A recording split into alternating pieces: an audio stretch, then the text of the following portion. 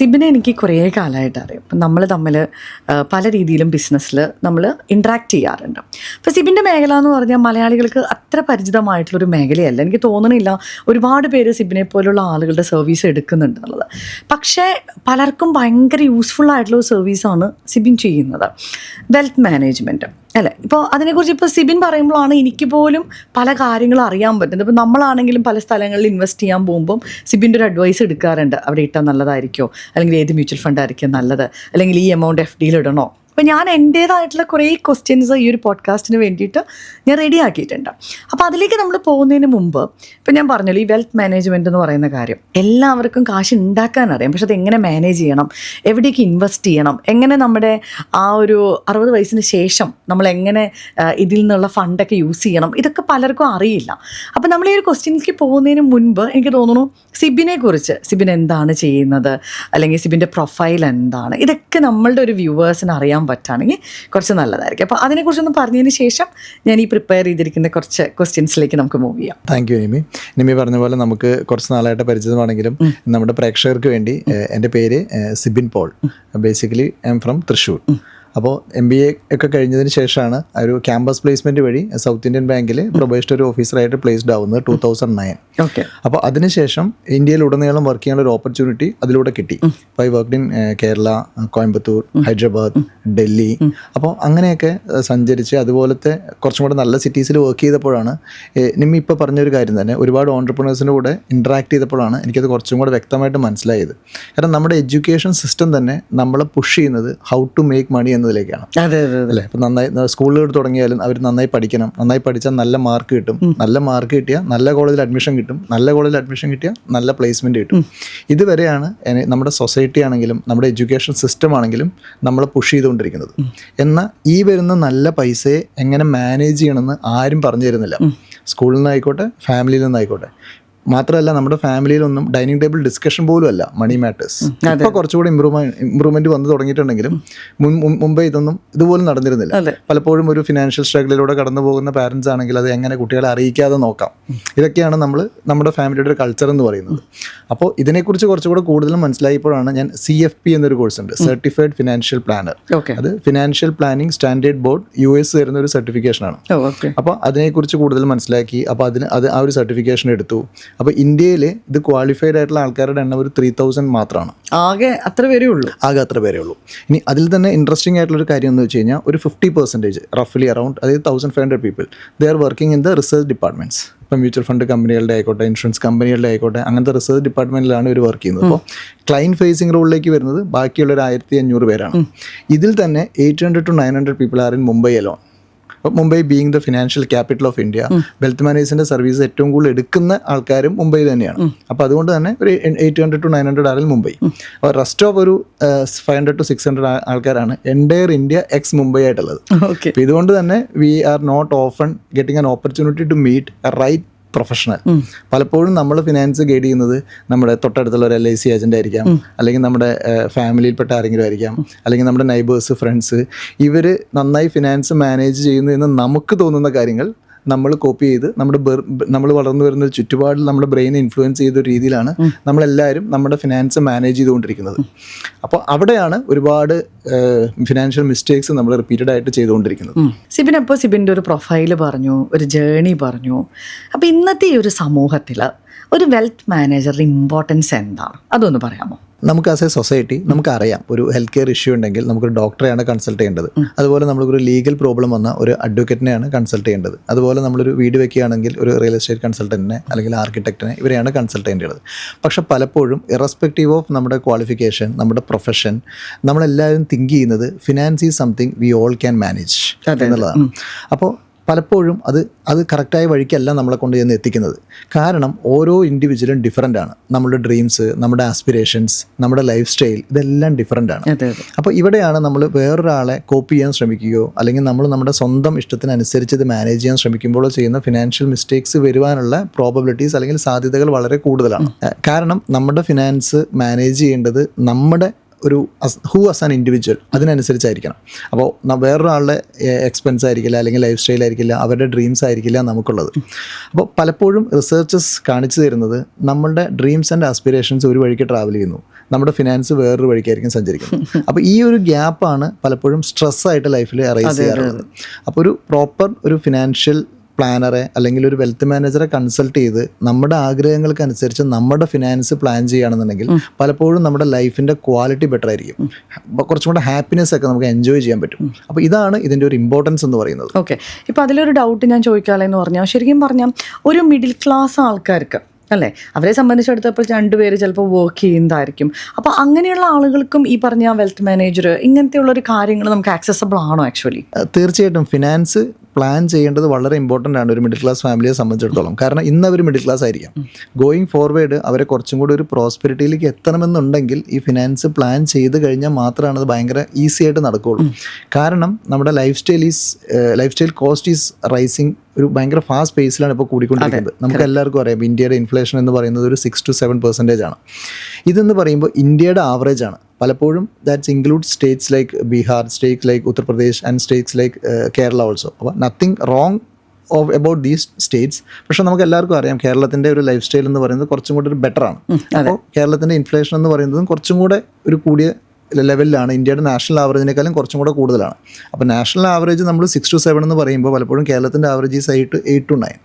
അപ്പോൾ 8 to 9 എന്നൊരു പെർസെൻറ്റേജിലാണ് നമ്മുടെ living cost, life style cost increase ചെയ്തുകൊണ്ടിരിക്കുന്നത്.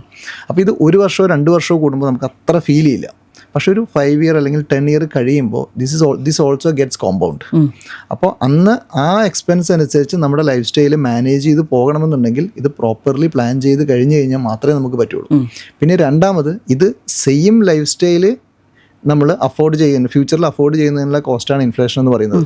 പക്ഷെ നമ്മൾ എസ്പെഷ്യലി ഒരു middle class family, they are not going to live the same life after 5-10 years. So everybody likes to upgrade also അല്ലേ. അപ്പോൾ നമ്മൾ ഇന്ന് കഴിക്കുന്ന റെസ്റ്റോറൻറ്റിൽ ഒന്നും ആയിരിക്കില്ല ആഫ്റ്റർ 5 year കഴിക്കുന്നത്. ഇന്ന് താമസിക്കുന്ന ഹോട്ടലായിരിക്കില്ല നമ്മൾ 5 year കഴിയുമ്പോൾ താമസിക്കുന്നത്. അതുപോലെ ഇന്ന് യൂസ് ചെയ്യുന്ന വണ്ടി ആയിരിക്കില്ല നമ്മൾ 5 year കഴിയുമ്പോൾ യൂസ് ചെയ്യുന്നത്. അപ്പോൾ that's called lifestyle upgradation.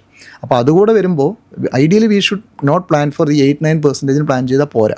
Basically ഒരു 12-13-14% ഒക്കെ പ്ലാൻ ചെയ്യുമ്പോഴാണ് inflation plus life style upgradation ഇത് രണ്ടും കൂടെ ചേർന്നൊരു കോസ്റ്റ് നമുക്ക് അഫോർഡബിൾ ആയി കൊണ്ടുപോകാൻ പറ്റുള്ളൂ. അപ്പോൾ അവിടെയാണ് ഈ പ്രോപ്പർലി നമ്മൾ ഇൻവെസ്റ്റ്മെൻറ്റ്സ് പ്ലാൻ ചെയ്ത് ആ ഇൻവെസ്റ്റ്മെൻറ്റ്സിന് ഒരു ഡബിൾ ഡിജിറ്റ് റിട്ടേൺ നേടേണ്ടതിൻ്റെ ഒരു ബേസിക് നെസസിറ്റി എന്ന് പറയുന്നത്. അതൊരു no more desirable thing, it's a basic necessity കൂടിയാണ്. സിബിൻ, അതുപോലെ പണ്ട് കാലത്തെ ആൾക്കാരെ നോക്കുകയാണെങ്കിൽ അവർ കൂടുതലും ഫിസിക്കൽ അസറ്റ്സിലാണ് ഇൻവെസ്റ്റ് ചെയ്തിരുന്നത്. അതായത് മാക്സിമം ലാൻഡ് വാങ്ങിച്ചിടുക എന്നുള്ളൊരു കോൺസെപ്റ്റായിരുന്നു അന്ന്. ഇന്നത്തെ ഈ ജനറേഷനിലേക്ക് വരുമ്പോൾ അവർ ഫിസിക്കൽ അസറ്റ്സ് വാങ്ങിയിടുന്നുണ്ട്. അതുപോലെ തന്നെ ഈ ഫിനാൻഷ്യലായിട്ടുള്ള കുറേ കാര്യങ്ങളിൽ ഇപ്പം ലൈക്ക് എനിക്ക് തോന്നുന്നു മ്യൂച്വൽ ഫണ്ട്സ് അങ്ങനെ ഒത്തിരി കാര്യങ്ങളിൽ ആളുകൾ ഇൻവെസ്റ്റ് ചെയ്യുന്നുണ്ട് ഇല്ലേ. അപ്പോൾ ഈ ഒരു ഓവർ എ പീരീഡ് ഓഫ് ടൈമിൽ ഇതിലൊക്കെ വന്നിരിക്കുന്ന മാറ്റങ്ങൾ എന്താണെന്നൊന്ന് പറയാമോ? അതായത് നമ്മൾ അതിൻ്റെ ഒരു എവല്യൂഷനിലേക്ക് നോക്കുകയാണെന്നുണ്ടെങ്കിൽ നേരത്തെ പറഞ്ഞ പോലെ നമ്മൾ ലാൻഡിലായിരുന്നു ഭൂരിഭാഗം നമ്മുടെ ഒരു high percentage of net worth was invested in lands. അപ്പോൾ അതിൻ്റെ ഒരു ഹിസ്റ്ററി നോക്കിക്കഴിഞ്ഞാൽ നമുക്ക് മനസ്സിലാക്കാൻ പറ്റുന്നത് ഒരു 1950s തൊട്ട് റെവല്യൂഷൻ നോക്കിക്കഴിഞ്ഞാൽ അന്നൊക്കെ നമ്മുടെ നാട്ടിൽ നിലനിന്നിരുന്നത് ഒരു ജന്മി സമ്പ്രദായമാണ്. അപ്പം നമ്മളൊന്ന് കണ്ണടച്ച് നമ്മളൊരു വെൽത്തി പേഴ്സൺ അല്ലെങ്കിൽ ഒരു പണക്കാരൻ എന്ന് പറയുമ്പോൾ തന്നെ നമ്മുടെ മനസ്സിലേക്ക് വരുന്നത് അല്ലേ ജന്മികളൊക്കെ കുറേ ലാൻഡുള്ള ആൾക്കാർ, വലിയ വീട് ഉള്ള ആൾക്കാർ, ഇതൊക്കെ ആയിരിക്കും നമ്മുടെ മനസ്സിലേക്ക് വരുന്നത്. അന്നത്തെ കാലത്ത് അത് റൈറ്റുമായിരുന്നു. കാരണം agriculture was the only revenue source, income generate ചെയ്യാനുള്ള ഒരേ ഒരു സോഴ്സ് അതായിരുന്നു. അപ്പോൾ നമുക്ക് ലാൻഡ് അതിന് അത്യാവശ്യമാണ്. പക്ഷേ അത് കഴിഞ്ഞൊരു 70s 80s വന്നപ്പോഴേക്കും നമ്മൾ കുറച്ചും കൂടെ കച്ചവടങ്ങൾ വന്നു തുടങ്ങി, ഇൻഡസ്ട്രികൾ വന്നു തുടങ്ങി. അപ്പോൾ അത് കഴിഞ്ഞപ്പോൾ ഈ പൈസ എന്നുള്ളത് ഈ അഗ്രികൾച്ചറിസ്റ്റുകളിൽ നിന്ന് ബിസിനസ്സുകാരിലേക്ക് ഷിഫ്റ്റ് ചെയ്യാൻ തുടങ്ങി. അപ്പോൾ അതിനുശേഷം ഇപ്പോൾ 80s 90s വന്നപ്പോൾ കുറച്ച് ബിസിനസ്സുകാരാണ് പൈസക്കാരെന്ന രീതിയിലേക്ക് അത് മാറി. അതും കഴിഞ്ഞ് ഒരു 90s എൻഡോട് കൂടി അല്ലെങ്കിൽ 2000 ഏർലിയോട് കൂടി IT റവല്യൂഷൻ സ്റ്റാർട്ട് ചെയ്തു. അപ്പോൾ നോർമൽ ബിസിനസ്സിനെ വീണ്ടും പൈസ IT കമ്പനികൾ ഓൺ ചെയ്യുന്നവരിലേക്ക് IT ബിസിനസ്സുകളിലേക്ക് മാറി തുടങ്ങി. ഇപ്പോൾ അവിടെ നിന്ന് അതും കഴിഞ്ഞ് നമ്മളിപ്പോൾ ലേറ്റസ്റ്റ് നോക്കിക്കഴിഞ്ഞാൽ AI റവല്യൂഷൻ്റെ കാലഘട്ടത്തിലാണ് നിൽക്കുന്നത്. അപ്പോൾ going forward again money will be shifting to ഇങ്ങനത്തരം ബിസിനസ്സുകളിലേക്കായിരിക്കും മാറുന്നത്. ഇപ്പം നമുക്ക് കാണാം എലോൺ മസ്ക് അങ്ങനത്തെ വലിയ വലിയ ബിസിനസ്സുകാർ ആ ഫീൽഡിൽ നിന്നാണ് എറൈസ് ചെയ്തുകൊണ്ടിരിക്കുന്നത്. പക്ഷേ ഇപ്പോഴും നമ്മുടെ ഇൻവെസ്റ്റ്മെൻറ്റ്സ് ഈ stuck in to the older generation അല്ലേ. അപ്പോൾ അതിൻ്റെ ഒരു ഇൻഫ്ലുവൻസിൽ നിന്ന് നമ്മുടെ ബ്രെയിൻ ഇപ്പോഴും വിട്ടുമാറിയിട്ടില്ല. ഇപ്പോഴും നമ്മൾ ആലോചിച്ച് കഴിഞ്ഞാൽ കൂടുതൽ ലാൻഡ്, വലിയ ബിൽഡിങ്, വലിയ കാറൊക്കെയാണ് നമ്മുടെ മൈൻഡിലോട്ട് വരുന്നത്, ഒരു പൈസ അല്ലെങ്കിൽ ഒരു വെൽത്ത് എന്നൊക്കെ പറയുമ്പോൾ. അപ്പോൾ ഇവിടെയാണ് നമ്മളും മാറി തിങ്ക് ചെയ്യേണ്ടതിൻ്റെ ഒരു നെസസിറ്റി എന്ന് പറയുന്നത് ഒന്നാമത്. രണ്ടാമത് ഇറ്റ്സ് വളരെ ഇമ്പോർട്ടൻ്റ് ആയിട്ടുള്ളതാണ് പലപ്പോഴും ലിക്വിഡിറ്റി. അതായത് പല ആൾക്കാരും നമ്മൾ കൺസൾട്ട് ചെയ്യാൻ വരുമ്പോൾ അല്ലെങ്കിൽ ഞാൻ ഒരുപാട് NRIസിനെ മീറ്റ് ചെയ്യുമ്പോൾ അവർ പറയാറുള്ളത് 10-20 വർഷം അവർ വർക്ക് ചെയ്തു, സേവ്ഡ്, ഒരുപാട് പൈസ സേവ് ചെയ്തു. പക്ഷേ അൺഫോർച്ചുനേറ്റ്ലി ഇതൊക്കെ ഇൻവെസ്റ്റ് ചെയ്തിട്ടുള്ളത് ഈ പറയുന്ന പോലെ ഫിസിക്കൽ അസറ്റ്സിലാണ്. അപ്പോൾ അതിൻ്റെ ഒരു നെഗറ്റീവ് എന്ന് പറയുന്നത് നമുക്ക് ആവശ്യമുള്ള സമയത്ത് അത് ലിക്വിഡേറ്റ് ചെയ്ത് ആ പൈസ എടുത്ത് യൂസ് ചെയ്യുക, അല്ലേ? Money is it's needed when you required, അല്ലേ? പൈസ അല്ലെങ്കിൽ പൈസ you need money when it is required. പക്ഷെ ആ ഒരു സാധനം പലപ്പോഴും ഇത്തരം ഇൻവെസ്റ്റ്മെൻറ്റിൽ നിന്ന് നമുക്ക് ചെയ്യാൻ പറ്റുന്നതല്ല. കാരണം എനിക്കറിയാലോ, റിയൽ എസ്റ്റേറ്റിൽ നമുക്ക് ഉദ്ദേശിക്കുന്ന സമയത്ത് അത് വിറ്റ് പോകണമെന്നില്ല, സമയമെടുക്കും. ചിലപ്പോൾ നമ്മൾ 1 മാസം 2 മാസം കൊണ്ടൊന്ന് പ്ലാൻ ചെയ്ത് ചിലപ്പോൾ 1 വർഷം കഴിഞ്ഞിട്ടായിരിക്കും അത് പോകുന്നത്. 1-2 വർഷം എടുക്കാം. കാരണം ബയറെ കിട്ടുന്നതിന് 1 വർഷം കഴിഞ്ഞിട്ടായിരിക്കും. പിന്നെ നമുക്ക് എല്ലാവർക്കും അറിയാം, പിന്നെ ഒരു എഗ്രിമെന്റിലേക്ക് പോകും. ഒരു 4 months to 6 months ആണ് ആവറേജ് എഗ്രിമെന്റ് ടൈം. അപ്പോൾ ഇതെല്ലാം കഴിഞ്ഞ് നമ്മൾ മണി റിയലൈസ് ചെയ്യുക എന്ന് പറയുന്നത് പലപ്പോഴും ഒരു ആവറേജ് ഒരു 2 to 3 years എടുക്കുന്ന ഒരു പ്രോസസ്സാണ്. അപ്പോൾ ഇന്നത്തെ ഫാസ്റ്റ് ഫോർവേഡിംഗ് വേൾഡിൽ 2 to 3 years കഴിയുമ്പോഴേക്കും നമ്മുടെ റിക്വയർമെന്റ്സ് മാറിയിട്ടുണ്ടാവാം, അല്ലെങ്കിൽ ആ സമയത്തായിരിക്കില്ല നമുക്ക് പൈസയ്ക്ക് ആവശ്യമുള്ളത്. അപ്പോൾ അതിൻ്റെയൊക്കെ ഇമ്പോർട്ടൻസ് ആൾക്കാർ ഇപ്പം മനസ്സിലാക്കി തുടങ്ങി. അപ്പോൾ അതുകൊണ്ടുകൂടെയാണ് financialisation is happening in Indian economy. അപ്പോൾ ആൾക്കാർ ഫിസിക്കൽ അസറ്റിൽ നിന്ന് ഈ ഫിനാൻഷ്യൽ അസറ്റ്സിലേക്ക് എപ്പോൾ വേണമെങ്കിലും ലിക്വിഡേറ്റ് ചെയ്യാവുന്ന ഫിനാൻഷ്യൽ അസറ്റ്സിലേക്കുള്ള ഒരു ട്രാൻസ്ഫർമേഷൻ ഇപ്പോൾ ഭയങ്കരമായിട്ട് ഇന്ത്യയിൽ നടക്കുന്നുണ്ട്. സിബിൻ ഇപ്പോൾ പറഞ്ഞല്ലോ, ഇപ്പം നമ്മൾ ഈ ഫിസിക്കൽ അസറ്റ്സിൽ നിന്ന് നമ്മൾ ഫിനാൻഷ്യൽ അസറ്റ്സിലേക്ക് ആൾക്കാർ കുറേ മാറി തുടങ്ങിയത്. അപ്പോൾ അതെന്തൊക്കെയാണെന്നൊന്ന് പറയാമോ? നമ്മളിപ്പോൾ പറഞ്ഞ എല്ലാ അസറ്റ്സും നമുക്ക് ഫിനാൻഷ്യലി ഇൻവെസ്റ്റ് ചെയ്യാനുള്ള ഓപ്ഷൻസ് ഇന്ന് അവൈലബിൾ ആണ്. ഇപ്പോൾ നമ്മൾ ബിസിനസ്സുകളിൽ ഇൻവെസ്റ്റ് ചെയ്യണമെന്നുണ്ടെങ്കിൽ നമുക്ക് ഇക്വിറ്റി മാർക്കറ്റ് അവൈലബിൾ ആണ്. നമുക്ക് ഡയറക്റ്റ് ഷെയർസ് മേടിക്കാം. ഇനി ഡയറക്റ്റ് ഷെയർസ് മേടിക്കാനുള്ള ഒരു ടൈം, റിസർച്ച്, അത്രയും ഒരു ടൈം സ്പെൻഡ് ചെയ്യാൻ നമുക്കില്ലാന്നുണ്ടെങ്കിൽ നമുക്ക് മ്യൂച്വൽ ഫണ്ട്സ് വഴി സ്റ്റോക്ക് മാർക്കറ്റിൽ പാർട്ടിസിപ്പേറ്റ് ചെയ്യാം. അതുപോലെ നമ്മുടെ ഷോർട്ട് ടൈം റിക്വയർമെൻറ്റ്സ് ആണെങ്കിൽ നമുക്ക് FDs ഉണ്ട്, RDs ഉണ്ട്. അതുപോലെ തന്നെ RBI ഇഷ്യൂ ചെയ്യുന്ന ഗവൺമെൻറ് ബോൺസുകളുണ്ട്, പ്രൈവറ്റ് കമ്പനികളുടെ ബോൺസുകളുണ്ട്. അതുപോലെ ഇപ്പോൾ ഗോൾഡ്, ഫിസിക്കൽ ഗോൾഡിന് പകരം നമുക്ക് ഗോൾഡ് ബോൺസ് അവൈലബിൾ ആണ്, ഗോൾഡ് ETFs അവൈലബിൾ ആണ്. അതുപോലെ real estate physical real estate വാങ്ങുന്നതിന് പകരം ഇപ്പോൾ REITs, real estate investment trust എന്ന് പറഞ്ഞ് സെബിയുടെ അണ്ടറിലുള്ള റിയൽ എസ്റ്റേറ്റിൻ്റെ യൂണിറ്റ്സ് നമുക്കിന്ന് ഫിനാൻഷ്യൽ ഫോംസിൽ മേടിക്കാം. അപ്പോൾ നമുക്ക് ഏത് തരം അസറ്റ് ക്ലാസ് ആയിക്കോട്ടെ നമുക്ക് ഫിസിക്കലും ഫിനാൻഷ്യലിയും വാങ്ങുന്നതിനുള്ള ഓപ്ഷൻസ് ഇന്നത്തെ കാലത്ത് അവൈലബിൾ ആണ്. അപ്പോൾ അത് നമ്മളൊന്ന് പ്രോപ്പർലി ഒരു മാനേജ് ചെയ്ത് ഒരു പ്രോപ്പറായിട്ടുള്ള ഒരു പോർട്ട്ഫോളിയോ ഇതെല്ലാം യൂസ് ചെയ്ത് ക്രിയേറ്റ് ചെയ്യലാണ് ഏറ്റവും ഐഡിയൽ ആണെന്ന് പറയുന്നത്. അപ്പോൾ ഒരു ഫിനാൻഷ്യൽ പ്ലാനർ അല്ലെങ്കിൽ ഒരു വെൽത്ത് മാനേജർ എപ്പോഴും ഡിസൈഡ് ചെയ്യുന്നത് ഇത് ഏത് റേഷ്യോയിൽ മിക്സ് ചെയ്യണം എന്നുള്ളതാണ്. അല്ലേ? നമുക്ക് പലപ്പോഴും വീട്ടിൽ മിക്ക അറിയാം, എല്ലാവർക്കും നമ്മുടെ എല്ലാ വീട്ടമ്മമാരും സാമ്പാർ ഉണ്ടാക്കും. അപ്പോൾ എല്ലാ വീട്ടമ്മമാർക്കും അതിൽ എന്തൊക്കെ ഇൻഗ്രീഡിയൻസ് ആണ് ഉണ്ടെന്ന് അറിയാം. പക്ഷെ എന്നാലും എല്ലാവരും ഉണ്ടാക്കുമ്പോൾ ഒരേ ടേസ്റ്റിലല്ല വരുന്നത്.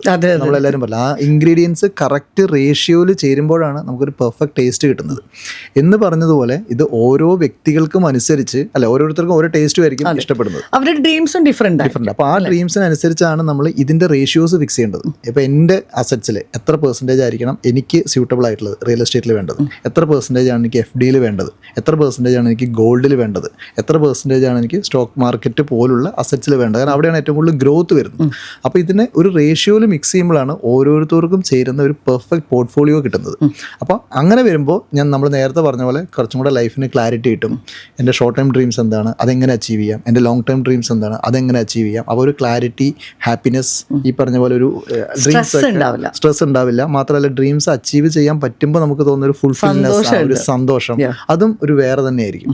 ഒരു വെൽത്ത് മാനേജർ എന്നുള്ള രീതിയിൽ ഗോൾഡിനെ കുറിച്ച്, അതായത് ഇപ്പം എനിക്ക് തോന്നുന്നു 2 years ആയിട്ട് ഏറ്റവും കൂടുതൽ ആൾക്കാർ സംസാരിക്കുന്നത് ഗോൾഡിനെ കുറിച്ചാണ്. എനിക്ക് തോന്നുന്നു ഏറ്റവും അപ്രീസിയേഷനും ഇപ്പോൾ ഗോൾഡിനാണെന്നാണ് എനിക്ക് തോന്നുന്നത്. അപ്പോൾ അതിൻ്റെ ഒരു സാധ്യതകൾ എങ്ങനെയായിരിക്കും? അല്ലെങ്കിൽ ഈ പറഞ്ഞ പോലെ ഇപ്പം നമ്മൾ ഫിസിക്കൽ ഗോൾഡിൽ ഇൻവെസ്റ്റ് ചെയ്യുന്നതാണോ, അല്ലെങ്കിൽ ഇപ്പം സിബിൻ പറഞ്ഞ പോലെ ഈ ഗോൾഡിൻ്റെ ബോണ്ടുകൾ അങ്ങനെയൊക്കെ പറഞ്ഞല്ലോ. അപ്പോൾ അത് ഏതായിരിക്കും നല്ലത് ആക്ച്വലി? തീർച്ചയായിട്ടും നമ്മളൊരു ഫിനാൻഷ്യൽ ആസ്പെക്റ്റ് നോക്കുകയാണെന്നുണ്ടെങ്കിൽ നമ്മൾ ഫിനാൻഷ്യൽ അസറ്റായിട്ടുള്ള ഗോൾഡ് ബോണ്ടിൽ ഇൻവെസ്റ്റ് ചെയ്യലായിരിക്കും കുറച്ചും കൂടെ വയബിൾ ആയിട്ടുള്ളത്. കാരണം ഫിസിക്കൽ ഗോൾഡ് ആകുമ്പോൾ അതിൽ 2 പ്രോബ്ലംസ് ആണ് അതിലുള്ളത്. ഒന്ന്, മേക്കിംഗ് ചാർജ് ഇൻവോൾവ് ആണ്. അപ്പോൾ അതൊരിക്കലും നമുക്ക് തിരിച്ച് കിട്ടുന്ന ഒരു പൈസയല്ല. ഒരു 5 to 6, 7 അല്ലെങ്കിൽ ഒരു 10% അടുത്ത് മേക്കിംഗ് ചാർജ് ആയിട്ട് നമുക്ക് അവിടെ നഷ്ടപ്പെടും. പിന്നെ GST അതിൽ ആഡഡ് ആണ്. പിന്നെ മാത്രമല്ല അതിനൊരു ക്യാരിയിങ് കോസ്റ്റ് ഉണ്ട്. അപ്പോൾ നമ്മൾ ഗോൾഡ് വാങ്ങി ലോക്കറിൽ വെക്കുകയാണെങ്കിൽ ഒരു ലോക്കർ റെൻറ്റ്, അല്ലെങ്കിൽ നമ്മൾ വീട്ടിൽ സൂക്ഷിക്കുകയാണെങ്കിൽ ആ ഒരു റിസ്ക്, ഇതൊക്കെ ഒരു ഫിനാൻഷ്യൽ ഭാഗത്തോട്ട് വരുമ്പോൾ അതായത് ഗോൾഡ് ബോണ്ടിൽ ഇൻവെസ്റ്റ്മെൻറ്റ് വഴി അത്രയും എമൗണ്ട് നമുക്ക് സേവ് ചെയ്യാം. ഗ്രോത്ത് ആസ്പെക്ട് രണ്ടും സെയിം ആണ്. കാരണം രണ്ടിൻ്റെയും വാല്യൂ റിഫ്ലക്ട് ചെയ്യുന്നത് ഗോൾഡ് വാല്യൂ വെച്ചിട്ടാണ്. പിന്നെ നേരത്തെ ചോദിച്ച പോലെ ലാസ്റ്റ് 2 yearsൽ ഏറ്റവും കൂടുതൽ അപ്രീഷിയേറ്റിംഗ് അസറ്റ് ഗോൾഡ് ആയതുകൊണ്ട് തന്നെ ഇപ്പോൾ ഗോൾഡിലേക്കാണ് ഏറ്റവും കൂടുതൽ ഇൻവെസ്റ്റ്മെന്റ്സ് ഒഴുകുന്നത്. അഗെയിൻ ഇവിടെയും ആൾക്കാരെ ഡ്രൈവ് ചെയ്യുന്നത് അവരുടെ ഇമോഷൻസ് ആണ്. പക്ഷെ നമ്മൾ ഒന്ന് തിരിഞ്ഞു നോക്കിയാൽ 2012 തൊട്ട് 2019 വരെ gold has given A negative return. Okay. അപ്പോൾ എല്ലാ അസറ്റ് ക്ലാസ്സിനെയും നമ്മൾ സമീപിക്കേണ്ടത് ഒരു ലോങ് ടേം വ്യൂയോട് കൂടിയായിരിക്കണം. അപ്പോൾ if you look at the history, gold has appreciated അല്ലെങ്കിൽ gold has given a return of around 10%, അപ്പോൾ which is tad above inflation. പക്ഷെ അത് ഒരുപാട് ബാക്കിയുള്ള പല അസറ്റ്സിനെ വെച്ച് നോക്കുമ്പോൾ ഇപ്പോൾ നമ്മൾ റിയൽ എസ്റ്റേറ്റോ അല്ലെങ്കിൽ ബാങ്ക് എഫ് ഡി ഒക്കെ ആയിട്ട് കമ്പയർ ചെയ്ത് നോക്കിക്കഴിഞ്ഞാൽ കൂടുതലാണ്. പക്ഷെ നമ്മൾ കുറച്ചും കൂടെ ബിസിനസ് അല്ലെങ്കിൽ ഇക്വിറ്റി റിലേറ്റഡ് ആയിട്ടുള്ള ഇൻവെസ്റ്റ്മെൻറ്റ്സ്, മ്യൂച്വൽ ഫണ്ട്സ് ആയിട്ടോ ഇക്വിറ്റി ആയിട്ടോ ഒക്കെ കമ്പയർ ചെയ്ത് നോക്കുമ്പോൾ ഒരു കുറവാണ്. അപ്പോൾ we always place gold as in the middle. So ഒരു കുറച്ചും കൂടെ സേഫാണ്, എന്നാൽ കുറച്ചും കൂടെ റിസ്ക് കുറവാണ്, എന്നാൽ ഒരു റീസണബിൾ റിട്ടേൺസ് തരുന്ന ഒരു ഇൻവെസ്റ്റ്മെന്റ് പ്രൊഡക്റ്റ് ആണ് അല്ലെങ്കിൽ അസറ്റ് ക്ലാസ് ആണ് ഗോൾഡ്. ഇനിയുള്ളൊരു ക്വസ്റ്റ്യൻ എന്ന് പറഞ്ഞത് ശരിക്കും പറഞ്ഞാൽ എൻ്റെ ഫീൽഡിൽ നിന്ന് ഞാൻ ചോദിക്കാൻ പാടില്ല, പക്ഷേ ഇപ്പം നമ്മൾ സംസാരിക്കുന്ന രീതികളും അതുപോലെ തന്നെ നമ്മളായിട്ടുള്ളൊരു ഇൻട്രാക്ഷനൊക്കെ വെച്ചിട്ട് ഇപ്പം ഓരോ ആൾക്കാരുടെയും വ്യൂ പോയിന്റ് ഡിഫറെൻ്റ് ആയിരിക്കും അല്ല. ഇപ്പം എൻ്റെ വ്യൂ പോയിന്റ് ആയിരിക്കില്ല സിബിൻ്റെ വ്യൂ പോയിന്റ്. സോ എല്ലാവരുടെ വ്യൂവും നമ്മൾ എന്താ പറയുക മുഖവിലക്ക് എടുക്കേണ്ടതുണ്ട്. ഒരു വീട് മേടിക്കുന്നതാണോ അല്ലെങ്കിൽ റെൻറ്റിന് താമസിക്കുന്നതാണോ നല്ലത്? ഇതിനകത്ത് രണ്ട് ആസ്പെക്ട്സ് ഉണ്ട്. ഒന്ന് നമ്മളെപ്പോഴും ഫിനാൻഷ്യൽ ആസ്പെക്ട്സും, രണ്ടൊരു നമ്മുടെ കുറച്ച് ഇമോഷണൽ ആസ്പെക്ട്സും. അപ്പോൾ പലപ്പോഴും വീടിനെ നമ്മൾ കാണുന്നത് കുറച്ചും കൂടെ ഇമോഷണലി ആണ്, എസ്പെഷ്യലി മലയാളികൾ. കാരണം നമ്മൾ കുറച്ച് കേരളത്തിൻ്റെ ബോർഡർ കഴിഞ്ഞാൽ തമിഴ്നാട്ടിലോട്ടൊക്കെ പോയി കഴിഞ്ഞാൽ ഇത്രയും വലിയ വലിയ വീടുകളൊന്നും നമുക്ക് അവിടെ കാണാനില്ല. അപ്പോൾ മലയാളികൾ വീടിനോട്ട് വരുമ്പോൾ കുറച്ചും കൂടെ ഒരു അവരുടെ സ്റ്റാറ്റസ് സിമ്പിളായിട്ടോ അല്ലെങ്കിൽ കുറച്ചും കൂടെ ഇമോഷണൽ അസറ്റൊക്കെ ആയിട്ടാണ് കാണാറുള്ളത്.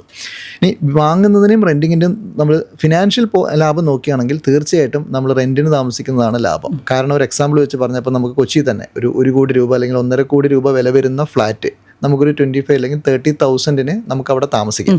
അപ്പോൾ ഒരു 30,000 ഒരു ആനുവൽ റെൻറ്റ് നോക്കിക്കഴിഞ്ഞാൽ 30,000 × 12 ഒരു 3.5 ലക്ഷം രൂപ. അതായത് ഒരു 1 കോടി രൂപയുടെ വീട് വാങ്ങുന്നതിനെ വെച്ച് നോക്കുമ്പോൾ 3.5% നമുക്ക് ആയിട്ടുള്ളൂ.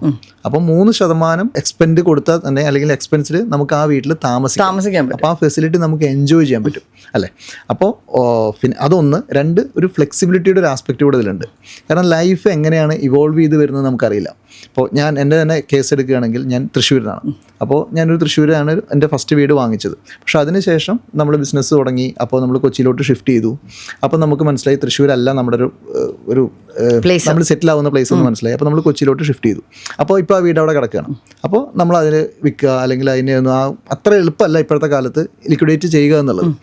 അപ്പോൾ കുറച്ചുകൂടെ ലൈഫിന് ക്ലാരിറ്റി വന്നതിന് ശേഷം ഞാൻ ഒരിക്കലും വീട് വാങ്ങുന്നതിന് അഗെയിൻസ്റ്റ് അല്ല. പക്ഷേ I M against only in buying A house at the early stage. നമുക്കൊരു ലൈഫിൽ ക്ലാരിറ്റി വരുന്നതിന് മുമ്പ് നമ്മൾ എവിടെയാണ് സെറ്റിൽ ചെയ്യാൻ പോകുന്നത്.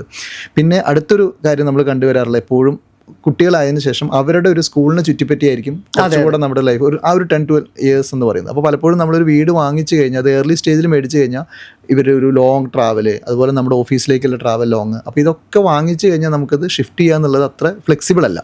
നേരെ മറിച്ച് നമുക്ക് റെൻറ്റിനാണെങ്കിൽ നമുക്ക് കുറച്ചും കൂടെ ഈസിയിൽ ഷിഫ്റ്റ് ചെയ്യാം. സ്കൂളിന് അടുത്തൊരു വീട് വേണമെങ്കിൽ നമുക്ക് എടുക്കാം, അല്ലെങ്കിൽ ഓഫീസിനടുത്തേക്കാണെങ്കിൽ നമുക്ക് ഷിഫ്റ്റ് ചെയ്യാം. അപ്പോൾ കുറച്ചും കൂടി ലേറ്റർ പോയിന്റിൽ എടുക്കേണ്ട ഒരു ഡിസിഷനാണ് ബൈയിങ് എന്നുള്ളത്. അപ്പോൾ ഇതിന് രണ്ട് ആസ്പെക്ട്സ് ആണുള്ളത്. ഒന്ന് ഫിനാൻഷ്യലി, രണ്ട് ഒരു ഫ്ലെക്സിബിലിറ്റിയുടെ ആംഗിളിൽ. അപ്പോൾ ഈ രണ്ട് ആംഗിളിൽ നോക്കിയാലും ഒരു അപ് ടു ഒരു 40 ഇയേഴ്സ് വരെയൊക്കെ എനിക്ക് എപ്പോഴും തോന്നാറുണ്ട് റെൻറ്റിംഗ് ആണ് ഭയങ്കര വയബിൾ ആയിട്ടുള്ളത്. അതിനുശേഷം നമുക്ക് പറഞ്ഞ പോലെ കുറച്ചും കൂടി ഇമോഷണലാണ്, നമുക്ക് നമ്മുടെ രീതിയായിട്ടുള്ള കസ്റ്റമൈസേഷൻ വേണം. അപ്പോൾ നമ്മൾ ബൈങ്ങിലേക്ക് പോകുന്നതുകൊണ്ട് ദർ ഈസ് നത്തിങ് റോങ്. എൻ്റെ അടുത്ത് വരുന്ന പല കസ്റ്റമേഴ്സും ചിലപ്പോൾ എനിക്ക് തോന്നിയിട്ടുണ്ട്, അതായത് അവർ ശരിക്കും പറഞ്ഞാൽ ജോലി ചെയ്യുന്നതും ജീവിക്കുന്നതും ഒരു വീട് വെക്കാൻ വേണ്ടി മാത്രമാണ്. അപ്പോൾ പല കസ്റ്റമേഴ്സും നമ്മുടെ അടുത്ത് വരുമ്പോൾ പറയും, ഇതെൻ്റെ ഹാർഡ് ഏൺ മണിയാണ്, ഞാൻ ഇത്ര വർഷം സമ്പാദിച്ച ഒരു എമൗണ്ട് കൊണ്ടാണ് ഞാൻ ഈ വീട് മേടിക്കാൻ പോകുന്നത്, അതുകൊണ്ട് നിമ്മി എനിക്ക് നല്ലൊരു വീട് കാണിച്ചു തരണം എന്നൊക്കെ പറയും. അപ്പോൾ ഞാൻ എപ്പോഴും ഇങ്ങനെ മനസ്സിൽ ചിന്തിക്കാറുണ്ട്, അതായത് അവരിപ്പോൾ ഗൾഫിൽ പോയാലും എവിടെ പോയാലും അവരുടെ ലൈഫിൽ ചിലപ്പോൾ ഒരു നല്ല ഭക്ഷണം കഴിച്ചിട്ടുണ്ടാവില്ല, നല്ലൊരു ഹോട്ടലിൽ പോയിട്ടുണ്ടാവില്ല, അല്ലെങ്കിൽ ചിലപ്പോൾ നല്ലൊരു വെക്കേഷൻ ആസ്വദിച്ചിട്ടുണ്ടാവില്ല. അവരാകെ നോക്കുന്നത് ഈ വീട് വെക്കുക, എനിക്ക് നാട്ടിലൊരു വീട് വേണം. ഈ ഒരു ചിന്തയിലാണ് എനിക്കൊരു 90% മലയാളികളും പുറത്ത് വർക്ക് ചെയ്യണേന്ന് തോന്നിയിട്ടുണ്ട്. നമ്മൾ നമ്മുടെ ലൈഫിൽ ഒരുപാട് കാര്യങ്ങൾ പർച്ചേസ് ചെയ്യുന്നുണ്ട് അല്ലേ. നമ്മൾ നല്ല ഡ്രസ്സ്, നല്ല വസ്ത്രം ധരിക്കുന്നു, നമ്മൾ നല്ല വണ്ടികൾ ഉപയോഗിക്കുന്നു. അപ്പോൾ അതുപോലെ നമ്മൾ കാണേണ്ട ഒന്നാണ് നമ്മൾ താമസിക്കുന്ന വീട് അല്ലേ. അപ്പോൾ ഒരു നല്ലൊരു വീട്ടിൽ താമസിക്കുക അല്ലെങ്കിൽ അത് നല്ല രീതിയിൽ ചെയ്യുക എന്നുള്ളതിൽ അത് ഭയങ്കര നല്ലതുമാണ്. പക്ഷേ ഈ പറഞ്ഞ പോലെ ഒരു ലൈഫിലെ സേവിങ്സ് മുഴുവൻ അതിൽ കൊണ്ട് ഇൻവെസ്റ്റ് ചെയ്യുന്നതിലാണ് നമ്മൾ ചെയ്യുന്ന മിസ്റ്റേക്സ് അല്ലേ. അപ്പോൾ നമ്മൾ ആരും നമ്മുടെ ലൈഫ് സേവിങ്സ് മുഴുവൻ എടുത്തൊരു കാർ മേടിക്കാറില്ല, അല്ലെങ്കിൽ ലൈഫ് സേവിങ്സ് മുഴുവൻ എടുത്ത് വേറെ ഒന്നും നമ്മൾ മേടിക്കാറില്ല. പക്ഷെ പലപ്പോഴും നമ്മൾ വീട്ടിലോട്ട് വരുമ്പോൾ ആ ഒരു തോട്ട് പ്രോസസ്സ് നമ്മൾ അങ്ങനെ ചിന്തിക്കുന്നില്ല. അവിടെയാണ് നമ്മൾ ചെയ്യുന്ന മിസ്റ്റേക്ക്. അപ്പോൾ നമ്മൾ നല്ലൊരു വീട് വാങ്ങുന്നതോ അല്ലെങ്കിൽ നല്ല വലിയൊരു വീട് വാങ്ങുന്നതിലോ അല്ലെങ്കിൽ നല്ല രീതിയിൽ ഫർണിഷ് ചെയ്ത് നല്ല ഒരു ആംബിയൻസിൽ നമുക്ക് താമസിക്കുന്നതുകൊണ്ട് ഒന്നും തെറ്റില്ല. പക്ഷേ ഈ പറഞ്ഞ പോലെ നമ്മുടെ വീട് വാങ്ങിയതിന് ശേഷം തുടർന്നുള്ള ജീവിതം സ്ട്രഗ്ലിംഗ് ആവാത്ത രീതിയിലായിരിക്കണം നമ്മളിത് ചെയ്യേണ്ടതെന്ന് മാത്രമേ. ഈ പറഞ്ഞ പോലെ എനിക്ക് പലപ്പോഴും ബാങ്കിൽ വർക്ക് ചെയ്യുമ്പോൾ ഞാൻ പലപ്പോഴും കണ്ടിട്ടുള്ളതാണ്, ഒരു യങ് പ്രൊഫഷണൽസ് ആയിട്ട് ഒരു 30-35 വയസ്സിൽ വന്ന് അല്ലെങ്കിൽ ഒരു ജോലി കിട്ടിയ ഉടനെ തന്നെ വീട്ടിൽ നിന്നൊരു പ്രഷർ വരുന്നു, നീ ഇങ്ങനെ അടിച്ചു പൊളിച്ച് നടന്നാൽ പോരാ, ഇനി ഒരു വീട് വാങ്ങണ്ടേ. അപ്പോൾ ഈ ഒരു പ്രഷറിൽ പലപ്പോഴും ഇവർ അവരുടെ, അപ്പോൾ ആ ഒരു സമയത്ത് അവർക്ക് വലിയ സേവിങ്സ് ഒന്നും കാണില്ല. അപ്പോൾ ഒരു കയ്യിലുള്ള സേവിങ്സും പിന്നെ ഒരു ബാങ്ക് ലോണും എടുത്ത് ഒരു വീട് വാങ്ങും. പക്ഷെ പിന്നെ സംഭവിക്കുന്നത് എന്താണെന്ന് വെച്ചാൽ ഹൗസിംഗ് ലോണിനെ നമുക്ക് എല്ലാവർക്കും അറിയാം, ഒരു 20 ഇയർ ലോണാണ്. അപ്പോൾ നെക്സ്റ്റ് 20 ഇയേഴ്സ് അവർ വർക്ക് ചെയ്യുന്നത് മുഴുവൻ ഇതിൻ്റെ റീപേയ്മെൻ്റ് ആണ്. അപ്പോൾ ഒരു 50-55 വയസ്സാകുമ്പോൾ അവർക്കുള്ളത് ഈ വീട് മാത്രമാണ്. അപ്പോൾ പിന്നെ സമ്പാദ്യ വീടാണ്. അപ്പോൾ പിന്നെ അവിടെ നിന്ന് അവ എങ്ങോട്ട് ജീവിക്കും. അപ്പോൾ ഈ ലൈഫ് എന്ന് പറയുന്നത് നമുക്ക് എല്ലാവർക്കും ഒരു ലൈഫേ ഉള്ളൂ. അപ്പോൾ ഈ ലൈഫിനെ കുറച്ചും കൂടെ എൻജോയബിൾ ആക്കണമെന്നുണ്ടെങ്കിൽ നമുക്ക് ജീവിതകാലം മുഴുവൻ ജോലി ചെയ്തുകൊണ്ടിരിക്കാൻ പറ്റില്ല. നമുക്ക് നമ്മുടെ ഇഷ്ടങ്ങൾ ഫോളോ ചെയ്യണം, നമ്മുടെ പാഷൻസ് ഉണ്ട്, അതിലൊക്കെ ഒരു സമയം മാറ്റി വെക്കണമെന്നുണ്ടെങ്കിൽ അവിടെയാണ് ഈ ഫിനാൻഷ്യൽ ഇൻഡിപെൻഡൻസ്, റിട്ടയർ ഏർലി എന്ന് പറയുന്നത് ഇപ്പോഴത്തെ ജനറേഷൻ കുറച്ചും കൂടെ അവെയർ ആണ്. അപ്പോൾ ഇതിനേക്കൊക്കെ നമ്മൾ ഈ പറഞ്ഞ ഒരു ഏർലി പ്ലാനിങ് ഉണ്ടെങ്കിൽ ഇതെല്ലാം ഈസിലി അച്ചീവബിൾ ആണ്. ഇപ്പോൾ സിബിൻ പറഞ്ഞല്ലോ, ഒരു വളരെ ഏർലി സ്റ്റേജിൽ നമ്മൾ വീട് വാങ്ങിക്കുന്നതിനേക്കാളും നല്ലത് കുറച്ചും കൂടെ ഒന്ന് ലൈഫ് സെറ്റിലായിട്ട് ഒരു വീട് വാങ്ങിക്കുന്നതാണ് നല്ലത്. അത് ശരിക്കും പറഞ്ഞാൽ നല്ലൊരു പോയിന്റാണ് കേട്ടോ. എനിക്കത് പലപ്പോഴും തോന്നിയിട്ടുണ്ട് ഈ ഫീൽഡിൽ നിൽക്കുമ്പോൾ. അപ്പോൾ അങ്ങനെ ഇപ്പോൾ ഒരാൾ തീരുമാനിക്കുകയാണ്, ഓക്കെ ഞാനൊരു വീട് എടുക്കാൻ പോവുകയാണ്. അങ്ങനെ പോകുമ്പോൾ അയാളുടെ കയ്യിലുള്ള ആ ഒരു എമൗണ്ട് കൊണ്ട് വീട് മേടിക്കുന്നതാണോ, അല്ലെങ്കിൽ ഒരു ഹൗസിംഗ് ലോൺ ഉപയോഗിച്ചിട്ട് വീട് മേടിക്കുന്നതാണോ, ഏതായിരിക്കും നല്ലത്? തീർച്ചയായിട്ടും നല്ലൊരു ക്വസ്റ്റ്യനാണ്. കാരണം എന്നെ കാണാൻ വരുന്ന ക്ലയൻസിനകത്ത് ഭൂരിഭാഗം ആൾക്കാർക്കുള്ളൊരു ഡൗട്ടാണ്, അവരുടെ കയ്യിൽ പൈസ ഉണ്ട്, ആ പൈസ യൂസ് ചെയ്യണോ അതൊരു ലോൺ എടുക്കണോ. അതുപോലെ സോഷ്യൽ മീഡിയയിലാണെങ്കിലും ഒരുപാട് ചർച്ച ചെയ്യപ്പെടുന്ന ഒരു ടോപ്പിക്കും കൂടിയാണിത്. അപ്പോൾ എനിക്ക് പലപ്പോഴും തോന്നിയിട്ടുള്ളത് housing loan is the biggest wealth creating tool if you know how to use it. അപ്പോൾ പലപ്പോഴും ഒരു എക്സാമ്പിൾ സഹിതം പറയുകയാണെങ്കിൽ, ഇപ്പം നമ്മളൊരു കയ്യിൽ 1 കോടി രൂപയുണ്ടെന്ന് വിചാരിക്കും, നമ്മൾ 1 കോടി രൂപയുടെ വീട് വാങ്ങണം. അപ്പോൾ നമ്മുടെ ആദ്യത്തെ ഓപ്ഷൻ എന്ന് പറയുന്നത് നമ്മുടെ കയ്യിലുള്ള 1 കോടി രൂപ യൂസ് ചെയ്ത് ആ വീട് മേടിക്കാം. രണ്ടാമത്തെ ഒരു ഓപ്ഷൻ എന്ന് പറയുന്നത് കയ്യിലുള്ള 1 കോടി രൂപ നമ്മൾ പ്രോപ്പറായിട്ട് ഇൻവെസ്റ്റ് ചെയ്തതിന് ശേഷം 1 കോടി രൂപയുടെ ലോൺ എടുത്തിട്ട് നമുക്ക് ഈ വീട് മേടിക്കാം. ഇത് രണ്ടും നമ്മൾ വ്യത്യാസം പരിശോധിക്കുകയാണെങ്കിൽ പലപ്പോഴും ആൾക്കാരെ അലട്ടുന്നത് ഈ 1 കോടി രൂപ ലോൺ എടുത്ത് വീട് മേടിക്കുമ്പോൾ ഓവർ 20 ഇയർ പീരീഡ്, ഒരു 20 വർഷത്തെ കൊണ്ട് നമ്മൾ തിരിച്ചടയ്ക്കുന്നത് 2 കോടി രൂപയായിരിക്കും. അപ്പോൾ 1 കോടി രൂപ ഇൻട്രസ്റ്റ് ഇനത്തിൽ നമ്മൾ തിരിച്ചടക്കുകയാണല്ലോ. ഇതാണ് പലപ്പോഴും ആൾക്കാരെ ഹൗസിംഗ് ലോൺ എടുക്കുന്നതിൽ നിന്നും പിന്നോട്ട് വലിക്കുന്നത്. പക്ഷേ ഈ 1 കോടി രൂപ നമ്മൾ പ്രോപ്പർലി ഇൻവെസ്റ്റ് ചെയ്ത് നോക്കുകയാണെങ്കിൽ, ഇപ്പം നമ്മളൊരു വലിയ റിസ്ക് എടുത്തുള്ള ഇൻവെസ്റ്റ്മെൻറ്റ് അല്ലാതെ ഒരു കൺസർവേറ്റീവ് ഇൻവെസ്റ്റ്മെൻറ്റ് നമ്മൾ പരിഗണിച്ചാൽ പോലും 10% റിട്ടേൺ ഇന്ന് കിട്ടും മാർക്കറ്റിൽ. ഒരു കൺസർവേറ്റീവ് മ്യൂച്വൽ ഫണ്ട്സിൽ നമ്മൾ ഇട്ടാൽ പോലും 10% വളരെ ഈസി ആയിട്ട് കിട്ടും. അപ്പോൾ 10% റിട്ടേൺ കിട്ടിയാൽ പോലും your money will be doubling in every 7 years. നമ്മൾ റൂൾ ഓഫ് 72 അപ്ലൈ ചെയ്താൽ മതി. 72 ഡിവൈഡഡ് ബൈ 10. അപ്പോൾ every 7 years you are doubling your money. അപ്പം നമ്മൾ നേരത്തെ പറഞ്ഞ 20 വർഷത്തെ ടൈം പീരീഡ് എന്ന് പറയുമ്പോൾ അതിനകത്ത് 3 7 ഇയർ സൈക്കിൾ ഉണ്ട്. First 7 years your money will be doubling in to 1 to 2. രണ്ടാമത്തെ 7 ഇയേഴ്സിൽ ദ 2 ഈസ് ബിക്കമിങ് 4. ഇനി മൂന്നാമത്തെ 7 ഇയേഴ്സിലാണ് മാജിക് നടക്കുന്നത്. The 4 is going to be 8. അപ്പം നമ്മൾ 1 crore-നെ 8 കോടിയാക്കി നമുക്ക് ഗ്രോ ചെയ്യിക്കാൻ സിമ്പിളായിട്ടുള്ള ഒരു 10% റിട്ടേൺ തരുന്ന ഒരു മ്യൂച്വൽ ഫണ്ടിൽ ഇട്ടാൽ പോലും പോസിബിളാണ്. നേരെ മറിച്ച് നമ്മളെ റോഡ് ലോണിലേക്ക് തിരിച്ചടച്ചത് 2 കോടി രൂപയാണ്. അപ്പോൾ ആ 1 കോടി രൂപ ഇവിടെ നിന്ന് മാറ്റി വെച്ചാൽ പോലും 7 കോടി രൂപയുടെ വെൽത്ത് ക്രിയേഷൻ ഓൺലി ബൈ ഈ ലോൺ എടുത്തതിലൂടെ നമുക്ക് ക്രിയേറ്റ് ചെയ്യാൻ പറ്റും. അപ്പോൾ ഈ ഒരു ബിഗ്ഗർ പിക്ചറാണ് പലപ്പോഴും ആൾക്കാർ കാണാതെ പോകുന്നത്. മറ്റേ 1 കോടിക്ക് പകരം 2 കോടി അടയ്ക്കേണ്ട എന്ന തോട്ട് പ്രോസസ്സാണ് പലപ്പോഴും നമ്മുടെ ബ്രെയിനിലേക്ക് ആദ്യം വരുന്നത്. അതുകൊണ്ടാണ് എനിക്ക് തോന്നുന്നത് പലരും ഇങ്ങനെ പേയ്മെന്റ് വരുമ്പോൾ തന്നെ ഈ ഹോം ലോൺ എനിക്ക് തോന്നുന്നു പെട്ടെന്ന് അടച്ചങ്ങോട്ട് തീർക്കാറുണ്ട് അല്ലേ? അപ്പൊ അത് ശരിക്കും പറഞ്ഞ ഒരു വൈസ് അഡ്വൈസ് അല്ല അല്ലേ? തീർച്ചയായിട്ടും. എന്തുകൊണ്ടല്ല എന്ന് പറഞ്ഞാൽ എഗെയിൻ 2 ആംഗിളാണ്. ഒന്ന് ഫിനാൻഷ്യൽ ആംഗിൾ ഒരിക്കലും അത് ബെനിഫിഷ്യൽ അല്ല എന്ന് നമ്മളിപ്പോൾ കണ്ടു. ഇനി ഇതിനകത്ത് നോൺ ഫിനാൻഷ്യൽ ആംഗിൾ കൂടി ഉണ്ട്. ഇപ്പം നേരത്തെ പറഞ്ഞ പോലെ കയ്യിലുള്ള പൈസ എടുത്ത് നമ്മൾ വീട് വാങ്ങി, അല്ലെങ്കിൽ നമുക്ക് വരുന്ന ഫ്ലോ എല്ലാം ഈ ലോണിലേക്ക് അടച്ച് ലോൺ വേഗം തീർത്തു. അങ്ങനെ വരുമ്പോൾ നമ്മുടെ ഒരു ലിക്വിഡിറ്റിയും കൂടെ അവിടെ പ്രോബ്ലത്തിലാണ്. അതായത് നമുക്ക് സപ്പോസ് നമ്മൾ കയ്യിലുള്ള പൈസ ഉപയോഗിച്ച് വീട് വാങ്ങി ഒരു 1 or 2 ഇയേഴ്സ് കഴിയുമ്പോൾ എന്തെങ്കിലും ഒരു എമർജൻസി വന്നു. അപ്പോൾ ആ ഒരു സമയത്ത് ആൾക്കാർക്ക് ലിക്വിഡിറ്റി ഇല്ല. ആ ഒരു സമയത്ത് നമുക്ക് അതിനെ മീറ്റ് ചെയ്യാൻ വേണ്ട പൈസ ഇല്ല. അപ്പോൾ വീണ്ടും ലൈഫ് കുറച്ചും കൂടെ സ്ട്രെസ്ഫുൾ ആവുകയാണ്. മറ്റേത് നമ്മൾ മാറ്റി വെച്ച പൈസ ഉണ്ട്. അപ്പോൾ അത് 1 കോടിയിൽ നിന്ന് 2 കോടി രൂപയിലേക്ക് ഗ്രോ ചെയ്തു. അത്രയും ഗ്രോ ചെയ്തില്ലെങ്കിൽ പോലും, അല്ലെങ്കിൽ 50 ലക്ഷം ഗ്രോ ചെയ്തില്ലെങ്കിൽ പോലും അപ്പോൾ ആ സമയത്ത് വരുന്ന എല്ലാ എമർജൻസിനെ മീറ്റ് ചെയ്യാനുള്ള ഫണ്ട്സ് നമുക്ക് ആ ലിക്വിഡിറ്റി ഉണ്ട്. അപ്പോൾ അത് തരുന്ന ഒരു ഹാപ്പിനെസ്, അല്ലെങ്കിൽ അത് തരുന്ന ഒരു കുറച്ചും കൂടെ നമുക്കൊരു ലൈഫ് കുറച്ചും കൂടെ ഫ്രീ ആണ്, കോൺഫിഡൻസ് ഉണ്ട്, നമ്മൾ കുറച്ചും കൂടെ ഫ്രീ ആണ്. അപ്പോൾ ഏത് ആംഗിളിൽ നിന്ന് നോക്കിയാലും നമുക്ക് ഇൻകം ഉണ്ടെങ്കിൽ, ഓഫ് കോഴ്സ് നമ്മുടെ ഹൗസിംഗ് ലോണിൻ്റെ EMI അടയ്ക്കാനുള്ള ഇൻകം നമുക്ക് ഉണ്ടെന്നുണ്ടെങ്കിൽ തീർച്ചയായിട്ടും ഹൗസിംഗ് ലോൺ എടുത്ത് തന്നെയാണ് നമ്മൾ ചെയ്യേണ്ടത്. കാരണം that is one of the biggest wealth creating tool. എനിക്ക് തോന്നുന്നു ഇപ്പം നമുക്ക് കിട്ടുന്ന ലോണിൽ ഏറ്റവും ഇൻട്രസ്റ്റ് കുറഞ്ഞതും ശരിക്കും പറഞ്ഞാൽ ഇത്ര സമയം കിട്ടുന്നതും ഹൗസിംഗ് ലോണിന് മാത്രമാണ്. അതെ. അപ്പോൾ ഈ ഹൗസിംഗ് ലോൺ പ്രോപ്പർലി എടുക്കാത്തത് കൊണ്ട് ഞാൻ നേരത്തെ പറഞ്ഞ പോലെ കയ്യിലുള്ള പൈസ വെച്ച് വീട് വാങ്ങുന്നു, അതിനുശേഷം ഒരു എമർജൻസി വരുന്നു. അപ്പോൾ നമുക്ക് ഇത്രയും ലോ കോസ്റ്റിൽ കിട്ടുന്ന ഒരു ലോൺ നമ്മൾ എടുക്കാത്തത് മൂലം പലപ്പോഴും നമുക്ക് ഹൈ കോസ്റ്റ് ലോണുള്ള പേഴ്സണൽ ലോണിലേക്കൊക്കെ ആശ്രയിക്കേണ്ടി വരുന്നു. അപ്പോൾ വീണ്ടും അവിടെ നടക്കുന്നത് വെൽത്ത് ഇറോഷനാണ്. എഗെയിൻ ഒരു പ്രോപ്പർലി നമ്മളൊരു ഫിനാൻസ് പ്ലാൻ ചെയ്യാത്തത് മൂലമാണ് ഇതെല്ലാം വരുന്നത്. അപ്പോൾ ഹൗസിംഗ് ലോണായിട്ട് ലോ കോസ്റ്റിൽ കിട്ടേണ്ട ഒരു ലോൺ നമ്മൾ എടുത്തില്ല. പിന്നെ ഒരു ആവശ്യം വന്നാൽ ഹൗസിംഗ് ലോൺ അറിയാം, നമ്മൾ വീട് വെക്കുമ്പോൾ അല്ലെങ്കിൽ വീട് വാങ്ങുമ്പോൾ മാത്രമേ ഹൗസിംഗ് ലോൺ കിട്ടുള്ളൂ. അതെ. പിന്നെ ഒരു ആ കയ്യിലുള്ള പൈസ യൂസ് ചെയ്തു, രണ്ടാമതൊരു എമർജൻസി വരുമ്പോൾ നമ്മൾ പലപ്പോഴും പേഴ്സണൽ ലോൺ എടുക്കുന്നു, അല്ലെങ്കിൽ ക്രെഡിറ്റ് കാർഡിനെ ഡിപ്പെൻഡ് ചെയ്യുന്നു. ഇതിൻ്റെയൊക്കെ കോസ്റ്റ് എന്ന് പറയുന്നത് വളരെ ഹൈ ആണ്. അപ്പോൾ ആ ഒരു മിസ്മാനേജ്മെൻറ്റ് അല്ലെങ്കിൽ പ്രോപ്പർലി നമ്മൾ മാനേജ് ചെയ്യാത്തതാണ് അഗെയിൻ നമ്മൾ സ്ട്രെസ് ലൈഫിൽ അറൈസ് ചെയ്യുന്നു, അല്ലെങ്കിൽ ആ സമയത്ത് നമ്മൾ എന്തെങ്കിലുമൊക്കെ അത് കാട്ടിക്കൂട്ടി അതങ്ങോട്ട് ഓവർകം ചെയ്ത് പോകുന്നു. പിന്നെ എനിക്ക് തോന്നിയിട്ടുണ്ട്, ഇപ്പം നമ്മൾ ഇന്ന് അടയ്ക്കുന്നത് ഒരു 40,000 രൂപയാണെന്ന് വിചാരിക്കാം, നമ്മൾ 10 വർഷം കഴിയുമ്പോൾ ഈ 40,000 രൂപ തന്നെയാണ് ഹൗസിംഗ് ലോണിൽ അടയ്ക്കുന്നുള്ളത്. അതെ, അതാണ് EMI യുടെ ഒരു ബ്യൂട്ടി എന്ന് പറയുന്നത്. കാരണം again time value of money എന്നാണ് പറയുന്നത്. ഇന്നത്തെ 40,000 രൂപയ്ക്കുള്ള മൂല്യമല്ല 5 വർഷം കഴിഞ്ഞ് 40,000 രൂപയ്ക്കുള്ളത്. അപ്പോഴേക്കും നമ്മുടെ ഇൻകം വളരെ കൂടിയിട്ടുണ്ടാവും. അപ്പോൾ ഇൻ ടേംസ് ഓഫ് പെർസെൻറ്റേജ് നമ്മൾ EMIയിലേക്ക് സ്പെൻഡ് ചെയ്യുന്നത് ഇന്നൊരു 30-40% ആണെങ്കിൽ അത് കുറച്ച് കഴിയുമ്പോൾ 10%ലേക്ക് ചുരുങ്ങും. അപ്പോൾ അത് നമ്മൾ അറിയുക പോലും ഇല്ല, അത് അടച്ചു തീരും. അപ്പോൾ എന്തുകൊണ്ട് ഇത് സംഭവിക്കുന്നത് എന്ന് വെച്ചാൽ loan is always a depreciating asset. അപ്പോൾ നമ്മൾ 1 കോടിയും തുടങ്ങി, പിന്നെ 90 വന്നു, പിന്നെ അത് 80 വന്നു, പിന്നെ അത് 70 വന്നു, അങ്ങനെ അത് കുറഞ്ഞു വരികയാണ്. വേറെ investing is an appreciating asset. 1 കോടി നമ്മൾ സ്റ്റാർട്ട് ചെയ്യുന്നു, 1.10 പോകുന്നു, പിന്നെ 1.10 റിട്ടേൺസ് നമുക്ക് വരുന്നു, പിന്നെ അത് 1.5 ആവുന്നു, അപ്പോൾ 1.5 റിട്ടേൺസ് വരുന്നു, പിന്നെ അത് 2 പോകുന്നു, 2 റിട്ടേൺസ് വരുന്നു. അപ്പോൾ investment is an appreciating asset. അപ്പോൾ ജസ്റ്റ് പറഞ്ഞാൽ ഇവിടെ വർക്ക് ചെയ്യുന്നത് ആ പവർ ഓഫ് കോമ്പൗണ്ടിങ് ആണ്. അപ്പോൾ അതിനെ എങ്ങനെ യൂസ് ചെയ്യണം എന്ന് മാത്രം നമ്മൾ മനസ്സിലാക്കിയാൽ മതി. പിന്നെ ഉണ്ടല്ലോ സിബിൻ, ഇപ്പോൾ ഒരാൾ സിബിനെ സമീപിക്കുകയാണ്, അതൊരു മിഡിൽ ക്ലാസ് ആയിരിക്കാം, അപ്പർ ക്ലാസ് ആയിരിക്കാം, എന്തൊക്കെ സർവീസസ് ആയിരിക്കും സിബിൻ അവർക്ക് പ്രൊവൈഡ് ചെയ്യുന്നത് ആസ് എ വെൽത്ത് മാനേജർ? നമ്മുടെ പ്രയോറിറ്റി എന്ന് പറയുന്നത് നമ്മളെ കാണാൻ വരുന്ന ക്ലയൻസിനെ മനസ്സിലാക്കലാണ് ഏറ്റവും കൂടുതൽ. So we get into a in depth conversations.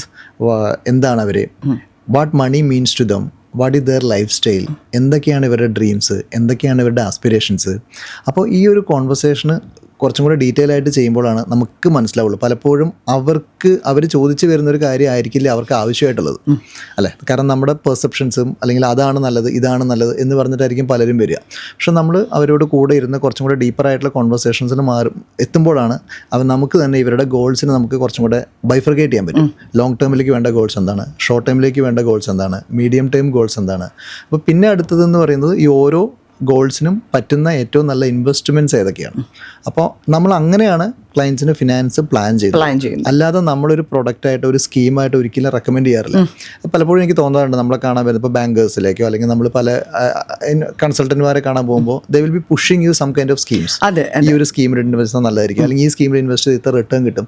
പലപ്പോഴും എനിക്കത് തോന്നാറുള്ളത്, suppose if you are going to a doctor, നമ്മുടെ കാര്യങ്ങളെല്ലാം കേൾക്കുന്നതിന് മുമ്പ് ഡോക്ടർ ഒരു മരുന്ന് എടുത്തിട്ട് നമ്മളോട് പറയുകയാണ് ഈ മരുന്ന് കഴിച്ചാൽ നിങ്ങളുടെ അസുഖങ്ങളെല്ലാം മാറും, അല്ലേ? അവിടെ നമുക്ക് മനസ്സിലായി ദർ ഈസ് സംതിങ് റോങ് എന്ന് നമുക്ക് അവിടെ മനസ്സിലാക്കുന്നുണ്ട്. കാരണം നമുക്ക് ഓവർ ഇയേഴ്സ് നമുക്ക് അവർ എക്സ്പീരിയൻസിലുണ്ട്.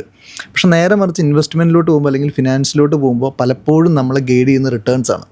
ആ ഒരു ഗ്രീഡിനെയാണ് ഇത്തരം ആൾക്കാരും സെല് ചെയ്യാൻ യൂസ് ചെയ്യുന്നത്.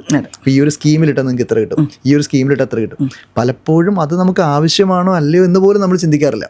ആ ഒരു റിട്ടേൺ കിട്ടുന്നു, അല്ലെങ്കിൽ അവരുടെ ഒരു സെയിൽസ് പിച്ചിൽ നമ്മൾ വീണു പോകും. കാരണം അവരെപ്പോഴും കൂടുതൽ ഇപ്പോൾ നമ്മുടെ അടുത്ത് തന്നെ പലരും വരാറുണ്ട്. അപ്പോൾ അവർ കൂടുതലും അവർക്ക് ബെനിഫിറ്റ് ഉള്ള കാര്യങ്ങളായിരിക്കും നമ്മുടെ അടുത്ത് പറയും. ഇപ്പം എസ്പെഷ്യലി ഞാൻ ഒന്നിനും കുറ്റം പറയുന്നതല്ല, എല്ലാത്തിനും അതിൻ്റേതായിട്ടുള്ള നല്ല കാര്യങ്ങളും ഉണ്ട്, പൊട്ട കാര്യങ്ങളും ഉണ്ട്. ഇപ്പോൾ ഇൻഷുറൻസിൽ നമ്മൾ പോവുകയാണെങ്കിൽ ശരിക്കും ഒരു മനുഷ്യന് ഏറ്റവും അത്യാവശ്യമുള്ളത് ടേം ഇൻഷുറൻസ് ആണ്.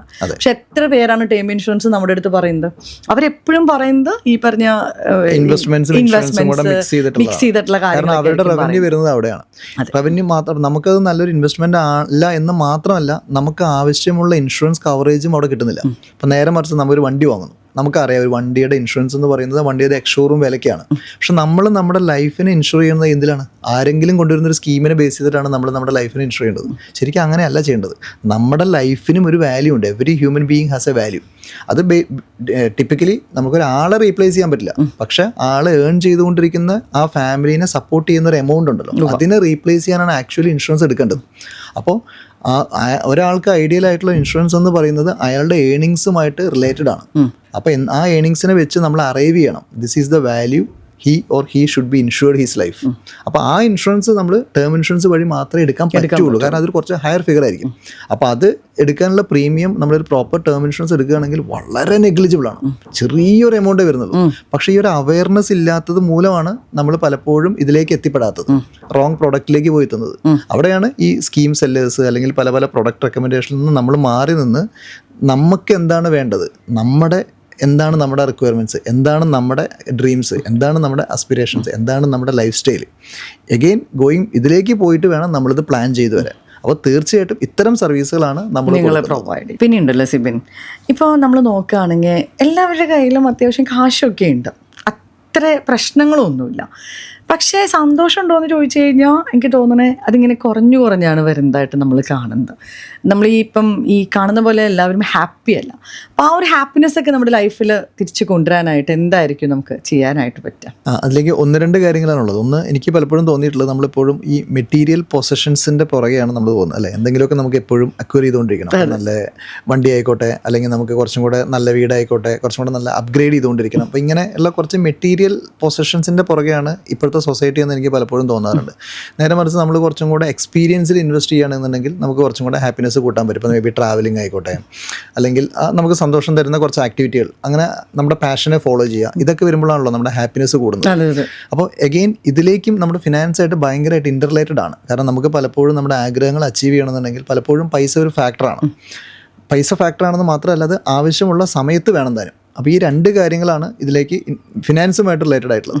അപ്പം നമ്മളൊന്ന് പ്രോപ്പറായിട്ടൊന്ന് ഫിനാൻസ് പ്ലാൻ ചെയ്ത് കഴിഞ്ഞാൽ ഇത് അച്ചീവ് ചെയ്യാൻ പറ്റുന്ന കാര്യമുള്ളൂ. കാരണം ഇപ്പോൾ എൻ്റെ തന്നെ എക്സ്പീരിയൻസിൽ one of our client, so he always wanted a early retirement. ഒരു 45 വയസ്സിൽ റിട്ടയർ ചെയ്ത് സമാധാനത്തിലിരിക്കണം. പിന്നെ കുറച്ച് പാഷൻസ്, കാരണം നമ്മൾ പലപ്പോഴും നമ്മുടെ ലൈഫിൽ നമുക്ക് ഇഷ്ടപ്പെടുന്ന പല കാര്യങ്ങളും ഇന്നത്തെ വർക്ക് സ്ട്രെസ്സിൽ നമുക്ക് മാറ്റി വെക്കേണ്ടി വരും. നമുക്ക് സമയം എല്ലാവർക്കും. അപ്പോൾ ഒരു ജോലി തിരക്കാണ്, പലപ്പോഴും ട്രാവലിംഗ് എല്ലാം കഴിഞ്ഞ് വീടെത്തുമ്പോൾ ലേറ്റ് ആവും. അപ്പോൾ നമുക്ക് പലപ്പോഴും നമുക്ക് ചെയ്യണമെന്ന് ഇഷ്ടമുള്ള കാര്യങ്ങൾ നമ്മൾ മാറ്റി വെച്ചുകൊണ്ടിരിക്കുകയാണ്. അപ്പോൾ ഇന്നത്തെ കാലത്ത് റിട്ടയർമെൻറ്റ് എന്ന് പറയുന്നത് ഇത്തരം കാര്യങ്ങൾ ചെയ്യാനാണ്. പണ്ട് റിട്ടയർമെൻറ്റ് എന്ന് പറഞ്ഞാൽ നമ്മൾ റിട്ടയർ ചെയ്യുന്നു, പിന്നെ വീട്ടിൽ ഐഡിയലി ഇരിക്കുന്നു. അപ്പോൾ റിട്ടയർമെൻറ്റ് എന്ന് പറയുമ്പോൾ തന്നെ ഒരു നെഗറ്റീവ് കോൺസെപ്റ്റാണ് സൊസൈറ്റിയിലുള്ളത്, ജോലിയൊന്നും ചെയ്യാണ്ടിരിക്കുന്നു പണ്ട്. പക്ഷെ ഇന്ന് അങ്ങനെയല്ല. കാരണം നമ്മൾ പണ്ട് ചെയ്യാൻ മാറ്റിവെച്ച പല കാര്യങ്ങളൊക്കെ ഇപ്പം ചെയ്യാൻ പറ്റും. ട്രാവൽ ചെയ്യുന്നു, ടീച്ചിങ് ആയിക്കോട്ടെ. ഇപ്പോൾ ഒരുപാട് പേര് അഗ്രികൾച്ചറിലേക്ക് തിരിച്ചു പോകുന്നു. അങ്ങനെ കുറച്ച് പേർക്ക് പഠിപ്പിക്കാൻ ഇഷ്ടമാണ്. അപ്പോൾ what you use to enjoy, അല്ലെങ്കിൽ നമുക്ക് എന്താണോ ചെയ്യാൻ വേണ്ടി നമ്മൾ മാറ്റി വെച്ചത്, ചിലപ്പോൾ ഡാൻസിങ് ആയിരിക്കാം, കുക്കിംഗ് ആയിരിക്കാം. അപ്പോൾ അത്തരം കാര്യങ്ങൾ നമ്മൾ ഏറ്റെടുത്ത് ചെയ്യാം. അതായത് money is no more a motive, അല്ല. പലപ്പോഴും നമുക്ക് പാഷൻ ഫോളോ ചെയ്യാൻ പറ്റാത്തതിൻ്റെ ഒരു കാരണം കൂടെ അതായിരിക്കാം. കാരണം അത് ചെയ്യുന്നതിലൂടെ നമുക്ക് വേണ്ട ഒരു വരുമാനം ചിലപ്പോൾ അതിൽ നിന്ന് കിട്ടിക്കൊള്ളണമെന്നില്ല. പക്ഷെ വൺസ് യു ഒരു ഫിനാൻഷ്യൽ ഫ്രീഡം അച്ചീവ് ചെയ്തതിന് ശേഷം ഇത്തരം കാര്യങ്ങൾ ചെയ്യാനുള്ളൊരു ഫ്രീഡമാണ് നമുക്ക് കിട്ടുന്നത്. അപ്പോൾ എനിക്ക് എപ്പോഴും തോന്നാറുണ്ട്, time is the biggest thing, അല്ല.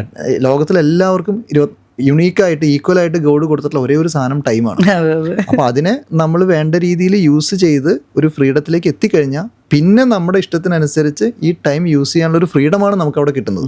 അപ്പോൾ ഈ വെൽത്ത് മാനേജ്മെൻറ്റ് അല്ലെങ്കിൽ ഫിനാൻഷ്യൽ ഫ്രീഡം എന്ന് പറയുന്നത് not only about money, it's all about how you can use your time. അത് ഡിസൈഡ് ചെയ്യുന്നത് നമ്മൾ തന്നെയാണ്. അപ്പോൾ ആ ഒരു പോയിന്റിലേക്ക് എത്താനാണ് നമ്മൾ ഈ വർക്ക് ചെയ്യുന്ന പീരീഡും അല്ലെങ്കിൽ നമ്മുടെ പൈസേനെ നമ്മൾ യൂസ് ചെയ്യേണ്ടത്. സോ 2025 ഇപ്പം നമുക്ക് അവസാനിക്കാറായി, ഇനി കുറച്ച് ദിവസം കൂടി ഉള്ളൂ, അല്ലേ? അപ്പം ഞാൻ ശരിക്കും പറഞ്ഞാൽ ഈ 2025 ഏറ്റവും ലാസ്റ്റ് പോഡ്കാസ്റ്റ് ആയിട്ട് ഇത് വെക്കാനുള്ള കാരണം എന്താ വെച്ചാൽ 2026 ന്യൂ ഇയർ ആകുമ്പോൾ പലർക്കും പല ഡ്രീംസ് ഉണ്ടാവും, അല്ലേ? എനിക്ക് ഇങ്ങനെയുള്ള കുറേ ഫിനാൻഷ്യൽ പ്ലാനിങ്ങും കാര്യങ്ങളൊക്കെ ചെയ്യണം. അപ്പോൾ അങ്ങനെയൊക്കെ ചെയ്യാൻ ആഗ്രഹിക്കുന്നവർക്ക് എന്തായിരിക്കും സിബിൻ്റെ ഒരു ഭാഗത്ത് നിന്ന് കൊടുക്കാൻ പറ്റുന്ന ഒരു അഡ്വൈസ് എന്തായിരിക്കും? തീർച്ചയായിട്ടും ഒരുപാട് പേര് ഒരു റെസൊല്യൂഷൻ്റെ പാർട്ടായിട്ട് കൊണ്ട് എടുക്കാറെന്നുള്ളതാണ്, അല്ലേ? പുതിയ ഇൻവെസ്റ്റ്മെൻറ്റ്സ് സ്റ്റാർട്ട് ചെയ്യണം, പുതിയ വർഷം തുടങ്ങുകയാണ്, ഒരുപാട് ഡ്രീംസ് അച്ചീവ് ചെയ്യാനുണ്ട്. പക്ഷേ ഇവർ പലപ്പോഴും മിസ്സായി പോകുന്നൊരു കാര്യം, നമ്മൾ ഇൻവെസ്റ്റ്മെൻറ്റ് സ്റ്റാർട്ട് ചെയ്യുന്നതിന് മുമ്പേ ചെയ്യേണ്ട കുറച്ച് ബേസിക് ഫാക്ടേഴ്സ് ഉണ്ട്. അതിന് ശേഷമാണ് ഒരു ഇൻവെസ്റ്റ്മെൻറ്റ് സ്റ്റാർട്ട് ചെയ്യുന്നുണ്ടെങ്കിൽ പലപ്പോഴും നമ്മുടെ ആ ജേണി കുറച്ചും കൂടെ സ്മൂത്ത് ആയിരിക്കും. അതായത് നമുക്കൊരു ആദ്യം ഒരു എമർജൻസി ഫണ്ട് ഉണ്ടായിരിക്കണം. അതായത് ഇനി എന്തെങ്കിലും നമുക്ക് എല്ലാവരും ഹ്യൂമൻ ബീങ്സ് ആയതുകൊണ്ട് തന്നെ നമുക്ക് അറിയില്ല എപ്പോഴാണ് നമ്മളൊരു എമർജൻസി ചെന്നപ്പെടുന്നത്. ഒരു ചെറിയൊരു ബൈക്കിൽ നിന്ന് വീണാം, അല്ലെങ്കിൽ ഒരു പെട്ടെന്നൊരു ജോലി പോയി, വേറൊരു ജോലി കണ്ടുപിടിക്കാനുള്ള ഒരു ടൈം ഫ്രെയിം. അപ്പോൾ ഇതിനൊക്കെയാണ് നമ്മളൊരു എമർജൻസി ഫണ്ട് എന്ന് പറയുന്നത്. അപ്പോൾ ഒരു 6 മാസത്തെ നമ്മുടെ ഓരോരുത്തരുടെയും ലൈഫിലെ ഒരു മന്ത്ലി എക്സ്പെൻസ് എത്രയാണോ അത് നമുക്കറിയാം. അപ്പോൾ അതിന് 6 മാസത്തെ എക്സ്പെൻസിന് വേണ്ട പൈസയാണ് നമ്മൾ പലപ്പോഴും എമർജൻസി ഫണ്ടായിട്ട് വെക്കേണ്ടത്. അതൊരു ബാങ്ക് FD തന്നെ, ഏറ്റവും സേഫ് ആയിട്ടുള്ള ബാങ്ക് FDയിൽ തന്നെ വെച്ചാൽ പോലും എന്ത് എമർജൻസി വരാതെ ഒരു ഭയങ്കര എമർജൻസി അല്ലാതെ അത് ബ്രേക്ക് ചെയ്യരുതെന്നൊരു ഡിസിഷൻ എടുക്കാം. രണ്ടാമത് വേണ്ട ഒന്നാണ് ഒരു ഹെൽത്ത് ഇൻഷുറൻസ്. ഇപ്പോൾ നമുക്കറിയാം ഹെൽത്ത് കെയർ കോസ്റ്റ് ഭയങ്കര ഫാസ്റ്റായിട്ടാണ് കൂടിക്കൊണ്ടിരിക്കുന്നത്. ഒരു എക്സാമ്പിൾ പറഞ്ഞു കഴിഞ്ഞാൽ കോവിഡിന് മുമ്പ് നമ്മളൊരു പനി വന്ന് ഹോസ്പിറ്റലിൽ അഡ്മിറ്റ് ആയി കഴിഞ്ഞാൽ ഒരു 15,000 തൊട്ട് 20,000 രൂപ വരെ ആയിരിക്കാം ഹോസ്പിറ്റൽ ബില്ല്. ഇപ്പോൾ ആഫ്റ്റർ കോവിഡ് ഇപ്പോൾ നമ്മളൊരു പനി വന്ന് 2-3 ദിവസം അഡ്മിറ്റ് ആയ പോലും 50,000 മുകളിലാണ് എക്സ്പെൻസ് വരുന്നത്. അതുപോലെ പലപ്പോഴും ഒരു സേയിങ് തന്നെയുണ്ട്, you are 1 hospital bill away from eroding your 4-5 years saving. അല്ലേ, ഒരു 4-5 വർഷത്തെ സേവിങ്സ് ഒറ്റയടിക്ക് എറോഡ് ചെയ്ത് പോകാൻ ഒരു ഹോസ്പിറ്റൽ ബില്ല് മതി. അപ്പോൾ അതിൽ നിന്ന് നമുക്കൊരു പ്രൊട്ടക്ഷൻ കിട്ടണമെങ്കിൽ നമുക്ക് നല്ലൊരു ഹെൽത്ത് ഇൻഷുറൻസ് നിർബന്ധമായിട്ടും വേണം. മാത്രമല്ല ഇതില്ലെങ്കിൽ പലപ്പോഴും നമ്മൾ ഇൻവെസ്റ്റ്മെന്റ്സ് സ്റ്റാർട്ട് ചെയ്യും, പക്ഷേ 1-2 വർഷം കഴിഞ്ഞു, നമ്മളൊരു എമർജൻസി വന്നു അല്ലെങ്കിൽ ഒരു ഹോസ്പിറ്റൽ ബില്ല് വന്നു. അപ്പോൾ ഇത് രണ്ടും ഇല്ലെങ്കിൽ നമ്മൾ ആ ഇൻവെസ്റ്റ്മെന്റ് ബ്രേക്ക് ചെയ്തു. അപ്പോൾ ലോങ് ടേം ഇൻവെസ്റ്റ്മെന്റ് എന്ന് പറഞ്ഞ് തുടങ്ങുന്ന പല സാധനങ്ങളും നമുക്ക് കണ്ടിന്യൂ ചെയ്യാൻ പറ്റാത്തത് ഇത് നമ്മൾ ചെയ്യാത്തതുകൊണ്ടാണ്. അതുപോലെ മൂന്നാമത് വേണ്ടതാണ് ഒരു ടേം ഇൻഷുറൻസ്. കാരണം അഗെയിൻ നമ്മൾ റിസ്ക് ഉണ്ട് ലൈഫിൽ, നമ്മുടെ എല്ലാവരുടെയും ലൈഫ് റിസ്ക് ഉണ്ട്. അപ്പോൾ നമ്മുടെ ആബ്സെൻസിൽ പോലും നമ്മുടെ ഫാമിലി കുറച്ച് പ്രൊട്ടക്റ്റഡ് ആയിരിക്കണം, അല്ലെങ്കിൽ നമ്മുടെ ഡ്രീംസ് എന്തൊക്കെയായിരുന്നു അത് അവർക്ക് അച്ചീവ് ചെയ്യാൻ പറ്റണം. അതൊക്കെ ഒരു ടേം ഇൻഷുറൻസ് വഴി പോസിബിൾ ആണ്. നമ്മൾ നേരത്തെ പറഞ്ഞു ഒരു ഹ്യൂമൻ്റെ ആബ്സെൻസ് നമുക്ക് ഒരിക്കലും റീപ്ലേസ് ചെയ്യാൻ പറ്റില്ല. പക്ഷേ അവരെന്തായി കാണാനാണോ നമ്മൾ ആഗ്രഹിച്ചത്, അവരേത് തരം രീതിയിൽ ജീവിക്കാനാണോ നമ്മൾ ആഗ്രഹിച്ചത്, അത് നമുക്ക് ഒരു പരിധിവരെ നല്ലൊരു ടേം ഇൻഷുറൻസ് നമ്മൾ നേരത്തെ പറഞ്ഞ പോലെ നമ്മുടെ ഇൻകമായിട്ട് കണക്ട് ചെയ്ത് ഏത് എമൗണ്ടിനാണ് നമ്മൾ അറൈവ് ചെയ്യേണ്ടത്. ഒരു ടിപ്പിക്കൽ ഫോർമുല പറയുകയാണെങ്കിൽ മിനിമം 10 times ഓഫ് നമ്മുടെ ആനുവൽ ഇൻകം ആയിരിക്കണം നമുക്ക് വേണ്ട ഇൻഷുറൻസ് കവറേജ്. ഇപ്പോൾ ഒരാളൊരു 10 lakhs ആണ് ആനുവൽ ഇൻകം എങ്കിൽ 1 കോടി രൂപയുടെ ടേം ഇൻഷുറൻസ് ആണ് ആൾക്ക് ഏറ്റവും ബെയർ മിനിമം വേണ്ടത്. അപ്പോൾ അത്തരം 1 കോടി രൂപയുടെ ടേം ഇൻഷുറൻസ് എടുക്കണമെന്നുണ്ടെങ്കിൽ ടേം ഇൻഷുറൻസ് വഴിയേ സാധിക്കുകയുള്ളൂ. നമ്മളൊരു ഇൻവെസ്റ്റ്മെൻറ്റ് ലിങ്ക്ഡ് ആയിട്ടുള്ള പ്രൊഡക്റ്റിലേക്ക് പോയി കഴിഞ്ഞാൽ ഇത്രയും കവറേജ് നമുക്ക് കിട്ടുന്നില്ല എന്നുള്ളതാണ് യാഥാർത്ഥ്യം. അപ്പോൾ ഇത്തരം ഫാക്ടേഴ്സ് കഴിഞ്ഞതിന് ശേഷമാണ് നമ്മളൊരു ഇൻവെസ്റ്റ്മെൻറ്റ്സിലേക്ക് പോകേണ്ടത്. ഇൻവെസ്റ്റ്മെൻറ്റ്സിലേക്ക് പോകുമ്പോൾ നമ്മൾ അവിടെയും ചെയ്യേണ്ടത് നമ്മളൊരു ഡയറി എടുത്ത് നമ്മുടെ ലൈഫിലെ ഗോൾസ് ഒന്ന് റൈറ്റ് ഡൗൺ ചെയ്യുകയാണെന്നുണ്ടെങ്കിൽ പലപ്പോഴും ചെയ്യാറില്ല. നമ്മൾ ഇൻവെസ്റ്റ്മെൻറ്റ് അങ്ങ് സ്റ്റാർട്ട് ചെയ്യും. ഒരു ഗോൾസ് ഒന്ന് റൈറ്റ് ഡൗൺ ചെയ്യുകയാണെന്നുണ്ടെങ്കിൽ നമുക്ക് അതിനെ വീണ്ടും ക്ലാസിഫൈ ചെയ്യാം. ഏതൊക്കെയാണ് എനിക്ക് ഷോർട്ട് ടേം ആയിട്ടുള്ള ഗോൾസ്, നെക്സ്റ്റ് ഇയറിൽ അച്ചീവ് ചെയ്യേണ്ടത്, നെക്സ്റ്റ് 3 yearsനുള്ളിൽ അച്ചീവ് ചെയ്യേണ്ടത്, ഒരു 5 year പ്ലസ് അച്ചീവ് ചെയ്യേണ്ടത്. അപ്പോൾ എപ്പോഴും ഒരു 5 year പ്ലസ് അച്ചീവ് ചെയ്യേണ്ട ഗോളുകൾ മാത്രമാണ് നമ്മൾ ഇക്വിറ്റി റിലേറ്റഡ് മ്യൂച്വൽ ഫണ്ട്സിൽ ഇൻവെസ്റ്റ് ചെയ്യാവും. പലപ്പോഴും ആൾക്കാർ നെക്സ്റ്റ് ഇയർ ഗോളിലേക്ക് കൊണ്ട് ഇക്വിറ്റി മ്യൂച്വൽ ഫണ്ട് ഇടും. അപ്പോൾ മാർക്കറ്റ് എപ്പോഴും വോളറ്റാലിറ്റി ആയിരിക്കും, വിപണിയിലെ ചാഞ്ചാട്ടങ്ങൾക്ക് വിധേയമെന്ന് പറയും. അപ്പോൾ നമുക്ക് അറിയില്ല അടുത്ത വർഷം മാർക്കറ്റ് എവിടെയാണ്. ഇനി ആരെങ്കിലും അത് പ്രെഡിക്റ്റ് ചെയ്യാൻ പറ്റുമെന്നുണ്ടെങ്കിൽ nobody is able to predict, including Warren Buffett, Rakesh Jhunjhunwala, nobody is able to predict the market. പക്ഷേ only thing everybody can say is the long term it will grow. അതിന് ബെനിഫിറ്റ് ഉണ്ട്. അപ്പോൾ അതുകൊണ്ട് 5 yearന് മുകളിൽ ആവശ്യമായിട്ടുള്ള പൈസ മാത്രമാണ് ഇത്തരം സ്കീമുകളിൽ ചെയ്യാവൂ. നേരെ മറിച്ച് നമ്മുടെ ഷോർട്ട് ടൈം ഗോൾസിന് നമ്മൾ RBI ബോണ്ട്സ് പോലുള്ള കുറച്ചും കൂടെ സേഫ് ആയിട്ടുള്ള ഗോൾഡ് പോലുള്ള FD പോലുള്ള ഇൻവെസ്റ്റ്മെൻറ്റ്സിലാണ് അതിനനുയോജിച്ചു. അപ്പോൾ ഇത്തരം ഒരു സ്റ്റെപ്സ് എടുക്കുക എന്നുള്ളതാണ് ദാറ്റ്സ് എ ഫസ്റ്റ് സ്റ്റെപ്പ്. അപ്പോൾ അതുകൊണ്ടാണ് നമ്മൾ എപ്പോഴും പറയാറുള്ളത് ഒരു നല്ല ഫിനാൻഷ്യൽ പ്ലാനറോ അല്ലെങ്കിൽ വെൽത്ത് മാനേജറോ കൺസൾട്ട് ചെയ്ത് കഴിഞ്ഞാൽ ഈ ഒരു കുറച്ചും കൂടെ ക്ലാരിറ്റിയിൽ നമ്മുടെ ലൈഫിൽ കൊണ്ടുവരാൻ പറ്റും. സിബിൻ, വളരെ യൂസ്ഫുൾ ആയിട്ടുള്ളൊരു പോഡ്കാസ്റ്റ് ആയിരുന്നു എന്നാണ് എൻ്റെ ഒരു വിശ്വാസം. കാരണം പൊതുവേ ഇങ്ങനത്തെ ഒരു ടൈപ്പ് ഓഫ് കോൺവെർസേഷൻ ഞാൻ ആദ്യമായിട്ടാണ്. നമ്മളുടെ പ്യുവർലി ഒരു റിയൽ എസ്റ്റേറ്റ് ചാനലാണ്. അപ്പോൾ നമ്മളിവിടെ വരുന്ന പോഡ്കാസ്റ്റുകളാണെങ്കിലും എല്ലാം അതുമായിട്ട് ബന്ധപ്പെട്ട കാര്യങ്ങളാണ്. ഇതും എനിക്ക് തോന്നി ഒരു പരിധി വരെ നമ്മുടെ ഒരു ക്ലയൻസിന് വളരെ യൂസ്ഫുൾ ആയിട്ടുള്ളൊരു പോഡ്കാസ്റ്റ് ആയിരിക്കും. ആദ്യമായിട്ടാണ് ഞാൻ ഈ ഒരു വെൽത്ത് മാനേജ്മെൻറ്റ് ഇങ്ങനത്തെ ഒരു കാര്യത്തെക്കുറിച്ചിട്ടുള്ളൊരു കമ്മ്യൂണിക്കേഷനിലേക്ക് ആക്ച്വലി വരുന്നത്. പക്ഷേ അതെന്തുകൊണ്ടാണെന്ന് വെച്ചാൽ എനിക്ക് പല രീതിയിലും സിബിൻ്റെ സർവീസ് പല സമയങ്ങളിലും എടുത്തപ്പോൾ എനിക്കത് വളരെ യൂസ്ഫുൾ ആയിട്ട് തോന്നി. അപ്പോൾ നമ്മുടെ ക്ലയൻസ് ആണെങ്കിലും അതിൽ പല കാറ്റഗറി ഓഫ് ആൾക്കാരുണ്ട്. NRIs ഉണ്ട്, മിഡിൽ ക്ലാസ് ഉണ്ട്, അപ്പർ ക്ലാസ് ഉണ്ട്. പലർക്കും ഇതിനെക്കുറിച്ചുള്ള അറിവില്ലായ്മ കൊണ്ടായിരിക്കാം പല അബദ്ധങ്ങളിലും ചെന്ന് ചാടുന്നത്. അപ്പോൾ അതിനൊക്കെ എനിക്ക് തോന്നുന്ന ഒരു പരിധി വരെ നിങ്ങളെപ്പോലുള്ള ആളുകളുടെ ഒരു സർവീസ് എടുക്കുകയാണെങ്കിൽ അത് വളരെ യൂസ്ഫുൾ ആയിട്ട് എനിക്ക് ഫീൽ ചെയ്തിട്ടുണ്ട്. അപ്പോൾ അതുകൊണ്ടാണ് നമ്മൾ ഈ ഒരു പോഡ്കാസ്റ്റ് നമ്മൾ ചെയ്യാമെന്ന് വിചാരിച്ചത്. ആൻഡ് ഐ തിങ്ക് നല്ല രീതിയിൽ അത് നമുക്ക് ചെയ്യാനായിട്ട് പറ്റിയെന്നാണ് എൻ്റെ വിശ്വാസം. അപ്പോൾ ഇതിൻ്റെ ഒരു റിവ്യൂ നോക്കിയിട്ട് ഇതിൻ്റെ വേണമെങ്കിൽ ഒരു സെക്കൻഡ് പാർട്ട് വേണമെന്ന് നമ്മുടെ ക്ലയൻസ് പറയുകയാണെങ്കിൽ ഉറപ്പായിട്ടും കുറേയും കൂടെ ക്വസ്റ്റ്യൻസൊക്കെ ആഡ് ചെയ്തിട്ട് നമുക്ക് ഇരിക്കേണ്ടി വരും. അപ്പം thanks for your time. Thank you Nimmi. ഈ ഒരു പോഡ്കാസ്റ്റിലേക്ക് എന്നെ ഇൻവൈറ്റ് ചെയ്തതിനും നിമ്മിയുടെ പ്രേക്ഷകരുമായിട്ട് ഇൻട്രാക്ട് ചെയ്യാനുള്ള ഒരു അവസരം തന്നതിനും തീർച്ചയായിട്ടും thank you. And also merry Christmas and happy new year to all your viewers.